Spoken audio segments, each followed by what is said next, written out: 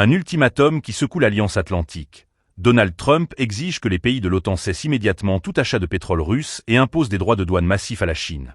Selon lui, cette stratégie économique radicale pourrait mettre fin au conflit en Ukraine. Abonnez-vous et partagez cette vidéo pour suivre chaque rebondissement de cette confrontation diplomatique explosive. Dans un message publié sur son réseau Truth Social, le président américain a reproché aux alliés européens leur manque de détermination face à Moscou.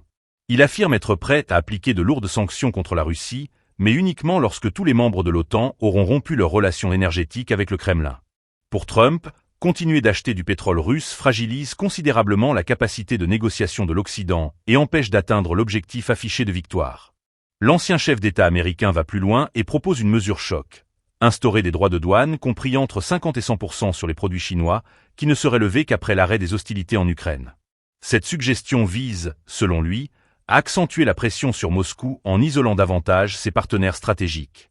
Or Pékin s'est jusqu'ici efforcé de maintenir une position de neutralité, affirmant ne fournir aucune assistance militaire directe, ni à Kiev ni à Moscou.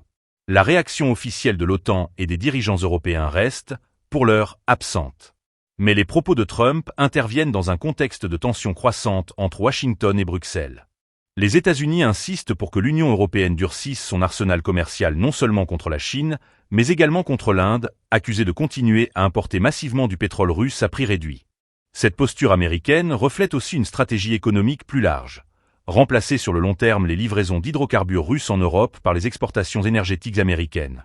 À Bruxelles, un porte-parole de la Commission européenne a confirmé que des discussions étaient en cours, tout en se gardant de révéler les détails. Il a simplement assuré que l'Union poursuivait son dialogue avec tous les partenaires internationaux, y compris l'Inde et la Chine, afin d'assurer l'application effective des sanctions existantes.